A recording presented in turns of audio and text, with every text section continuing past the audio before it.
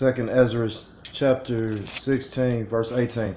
The beginning of sorrows and great mourning, the beginning of famine and great death, the beginning of wars, and the power shall stand in fear, the beginning of evils. What shall I do when these evils shall come? Behold, famine and plague, tribulation and anguish are sent as scourges for amendments. I want to give all praise, honor, and glory. Kol Halal La Yahweh Hashem Yahweh Shah Hashem Rachagodas Rakatham.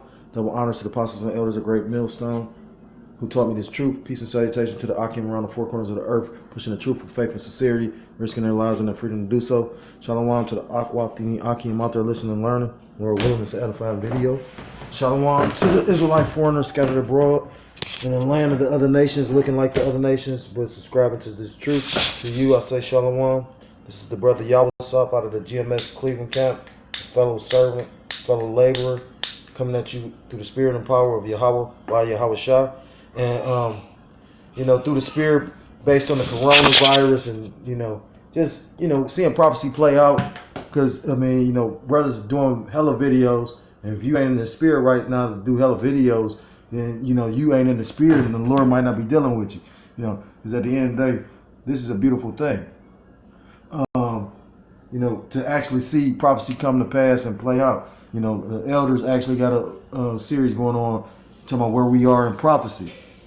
Anyhow, I had got this book, The Pentagon's Brain, by Annie Jacobson, and I was going into DARPA and a lot of their research. And, a lot of the technologies that came out. But I wanted to skip around a little bit because through the spirit, talking about the coronavirus, which is a plague, a pestilence, and at the end of the day, it's talking about like, you got some people, how Esau is with his, he basically, what's the word? He'll put out misleading information. He'll throw the truth in there along with misleading information. You know what I mean? Because you got people that's under the assumption that you can get it from bats, eating that bat soup, and because they just blame it on the heathens or whatnot. But if you do any kind of research, you'll find out that the coronavirus actually has a patent. That's why they say it was created in Canada. Right now, if you talk, you'll be surprised how Esau got a very intricate system, but it's nothing like the Most High's. You know what I mean? Most High, basically is the ruler of men. He's the ruler of the kingdom of men, and put whoever he will, roughly paraphrasing. I know that's in the book of Daniel. I think it's, let me get it real quick, because you don't want to butcher the scriptures, Daniel 4:17 says, this matter is by the decree of the watchers and demand by the word of the holy ones, to the intent that the living may know that the Most High ruleth in the kingdom of men, and giveth it to whomever he will, and set up over it the bases of men. Who are the bases of men? Esau, Edom. That's why they don't have really any spirituality. They believe in carnal. That's why Esau has to search out all things. Esau won't just believe by faith that it's the Most High. He has to go get the records. He has to look up the ancient sites. He has to, and then with all that knowledge, they know, and then still but at the end of the day, they were just set up to go off. They are really the basis of man. That's why their carnality is the forefront of everything. That's why they'll go on orgies and like those feast of Bacchus, which you got a feast of Bacchus coming up with St. Patrick's Day, because St. Patrick's Day coming up, which is just a feast of Bacchus, like I say. But not to digress, like I said, I just wanted to bring out this chapter because actually this book is very informative, and actually it does have a chapter on biological weaponry. So, and ultimately, like I read Daniel 4:17, the Most High ruleth in the kingdom of men. At the end of the day, this is the will of the Most High. He opened up the minds of these Edomites and, different people to actually come up with, that coronavirus. If it wasn't man-made, why would they have a patent on it? You got to remember, they have a agency called the CDC, Center of Disease Control. What do you think they do there? They go and collect all kind of fucking viruses and diseases, and then they play with them and mutate them and whatnot. You know, they show, man. These people, and the thing is, like I said, and that's scary if you can't see this shit. That mean the Most High really probably don't fuck with you. But the cold part is, it tell you in scripture, every eye shall see him. So even, because at the end of the day, it's ultimately the Most High that got your eyes blinded to it. But it tells you in the book of Revelations that every eye is going to see Yahweh Shai coming back. So that's when he's going to, allow you to see and realize. And by that time, it's going to be too late. You got to remember, it's scriptures that say 2/3 of our people are going to die. You know how, and certain men of the Lord, like I go through a lot of tribulation. But, and I probably bitch about it a little bit, but at the same time, I've heard, that's how I know I'm in something real, because, you got brothers all catching hell. Like, for instance, it's Passover season, right? Every year Passover season, anybody in the truth know that the Lord does a sifting, and everybody catches hell. Like, we literally catch hell.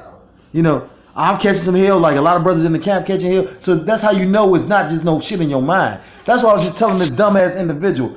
So me and millions of other people we all under some delusion. It's a delusion when it's one or two people that believe this. It's more than a delusion when it's millions of people believe. You know what I'm saying? Like, I mean, we not in religion. You got people that so stupid, don't check into nothing. They just go by what they think, their own private interpretation of what they fucking heard. This is our nationality. It's not a fucking religion. Religion means to bind. You know what I mean? Like these Edomites bound Jake to these 501c3 churches, or how the elder Apostle Gabar brought out about how what's that guy? I don't try to speak on the people that they went to school with and they know, but that man that's supposed to lead IUSPK and showing him throwing up the Baphomet horns and shit. Hey, these motherfuckers really ain't gonna learn that, man. Yeah, that man's a warlock there. He always wearing black, Yeah. But like I said, not to digress, because we're about to get into a black topic. At the end of the day, this is chapter 17, biological weapons. On December 11, 1991, a mysterious 41-year-old Soviet scientist named Dr. Konstantin Albikov arrived in Washington, D.C., one of the 13-man Soviet delegation. The group was part of a trilateral mission that also involved scientists from the United States and Great Britain. The purpose of this visit was to allegedly to allow each delegation to inspect the other country's military facilities that had decades earlier been involved in biological weapons program. But the funny part about this is this. I was listening to the Elder Malcolm talk about how, when you had World War II, you had Edomite killing Edomite. That's way bigger than any black on black violence as far as Chicago or the gangs or anything, or he was talking about how I was listening to one brother. I don't know what state he is from or what camp he in. I would have to go on my phone history to see what's the name of his page, but he brought a code video, and they was talking about the 5G and basically these microwave waves and how they destroying us and the radiation. And basically he was saying how, like if you ever go into the cell phone towers, like that Aaron Brockovich shit, you know what I mean? Like that wasn't a little inconsequential, insignificant situation. You know what I mean? They was able to get money from a cell phone company, but those cell phone companies and those, telecommunication companies, they're like billionaires. You know what I mean? Like, because they know that this technology is harmful to the body. That's just it. With that much power emits radiation, and he was showing how basically that's how you know that they understand what they're doing, and they pay people off and create and put people in certain positions so they can actually continue to emit this technology. You know what I mean? And he was going into how the Bird Box. It was deep. He was like, because when you go into that movie Bird Box, if you ever seen it, and I have, they was like before the shit started, the broad was on her phone. And she was.